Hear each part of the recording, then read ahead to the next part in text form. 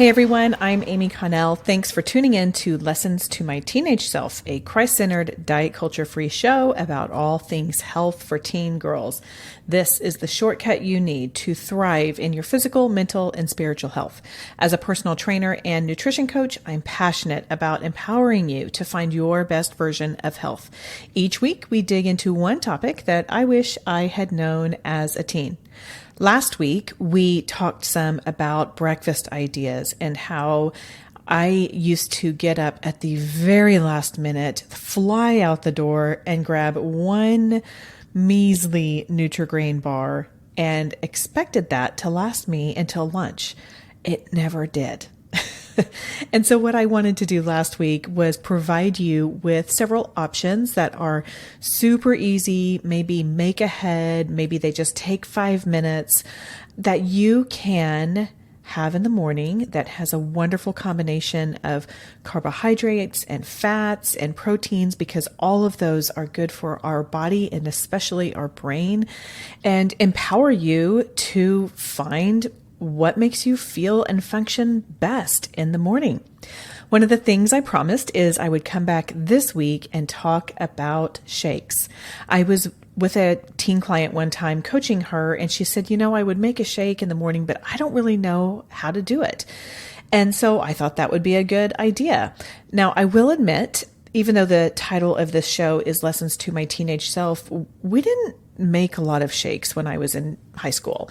I don't know. That just wasn't something that was really a thing. I do remember going in with one of my friends and buying a blender, and we would make shakes in college. But when I was in high school, I didn't. So if I'm totally honest, this is not a lesson to my teenage self, but maybe it's a lesson to my collegiate self. At any rate, I wanted to provide you with kind of a step-by-step way to ensure that you can make a shake, or you can call it a smoothie. There's not really a huge difference between those two.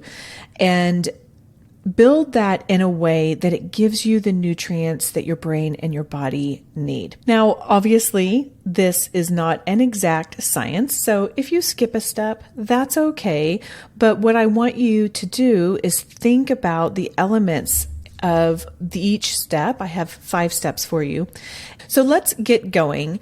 Step number 1 is start with a veggie base. Now, don't worry. I'm not talking about putting broccoli in your shake, in your smoothie, but putting some mild vegetables in your shake will actually increase some nutrients in there. It'll increase your micronutrients, which is your vitamins and your minerals, and it'll give you a little boost of fiber as well, which fiber is so helpful. So when I'm talking about a mild veggie, spinach is a wonderful one you can use. Cauliflower is another one, believe it or not. And I would say start small with this. Just put a little bit in and see how it tastes. See what you think. Kale is another one. If you like kale, that can get a little, I don't know what the right word is, but if you don't like kale, don't put the kale in. I would say start with spinach, or maybe start with a little bit of cauliflower rice. Those actually can blend in pretty well. Another one that I will do is cooked beets. So you can buy beets that are canned. You can also, if you like to spend time in the kitchen, you can get beets and roast them just with some salt and olive oil. You can find directions anywhere online, or put them in the Instapot. But those are kind of fun because they add a really nice red hue. So if you liked to drink pretty drinks, then beets are good. Beets, my family likes to joke, taste like dirt, but I don't think that they really do. So again, start small with all of those, see how your taste buds respond, and then go from there. Step 2, add a protein. Now, obviously, I'm not talking about chicken or beef or anything like that, but there are various forms of protein that you can add. You do want to make sure that you have some sort of protein because, again, that is what will stabilize your blood sugar, that will help keep things in your system for longer because protein takes longer to digest. A few thoughts or examples might be having some plain Greek yogurt. Plain Greek yogurt is a wonderful way to add some protein. And of course, you get some calcium as well. Calcium is super important until, well, really for your whole life, but especially until you are like 26 or 27 when your bones are finished developing. You can get some protein through nuts or nut butter. Another thing to try is plain kefir. So some people call it keifer. I think technically it's called kefir, so I'll say that, though there's a good chance I mess up and just call it keifer. Anyway, kefir is actually fermented yogurt. And because of that, it will have some good gut health properties. If you have been on TikTok at all, then you have probably seen some sort of trend on gut health. Now, we don't necessarily need to be super obsessed about it, but kefir is a really great way to get some fermented foods in you, which is what can help with your gut health. Also, one of the greatest things we can do for our gut health is eat a wide variety of plants, which is another reason why I like step 1, which is starting with that veggie base. If you're wondering about protein powder, then what I want you to do is go back and listen to my episode on June 12th about protein. It is all about protein, and I talk some about protein powder there. I am not opposed to it. In general, I feel like protein is best when we can take it straight from the source. Having said that, I do have protein powder at my house for me and my children as well.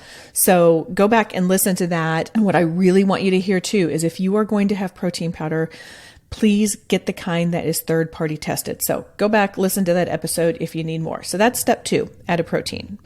Step 3, add a fruit or add fruits.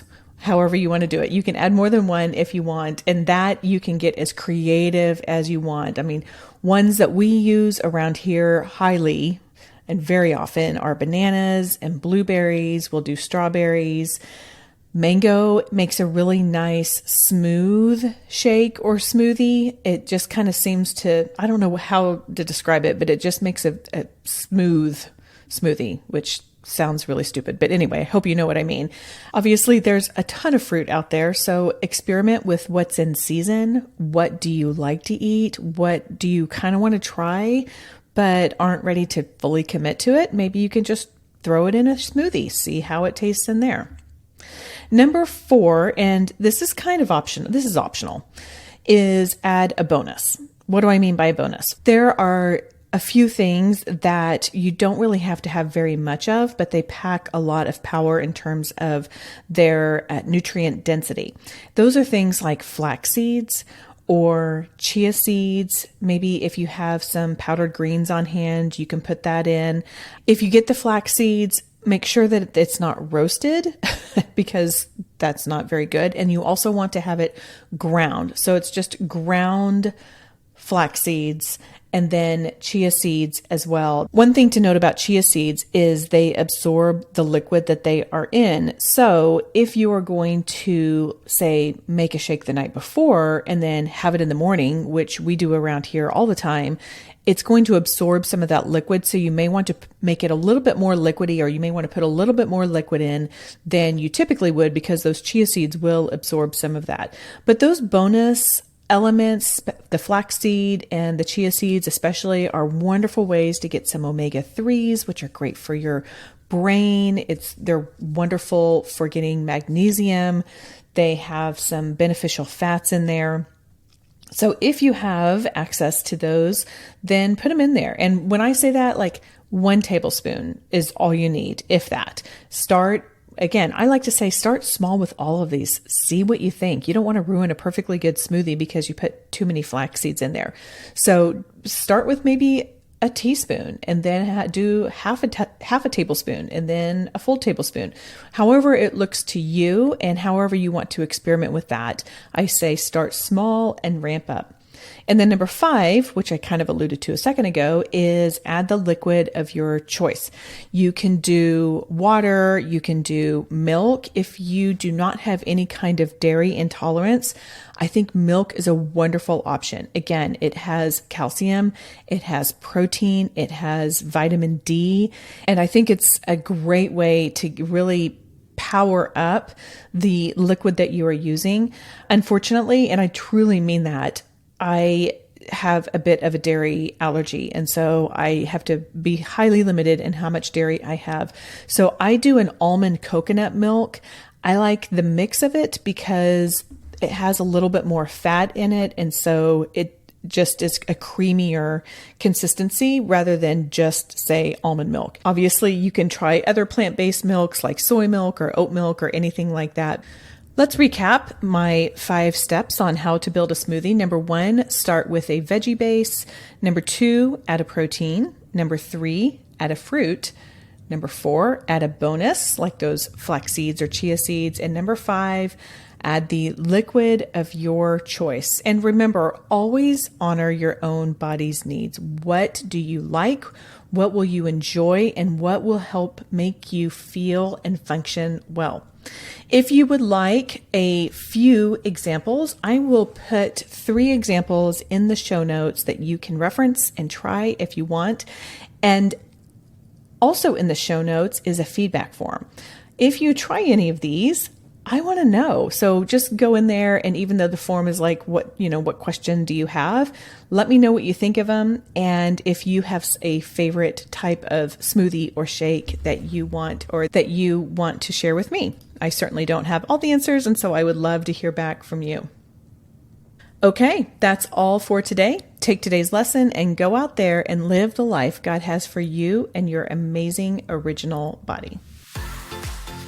Thanks for tuning in today. Do you have a question you would like answered here on the Lessons to My Teenage Self podcast? If so, go to the show notes where you will see an anonymous form you can fill out, and that question may be answered here on the show. Also, if this show is valuable to you, could you do one of 2 things that are enormously valuable to me? Number 1, share it with a friend. Just take a screenshot, send it to her, or you can go to the show and send it straight from there. Also, if you can provide a rating and review, particularly if you listen to your podcast in Apple Podcasts. Thanks again, and see you next time.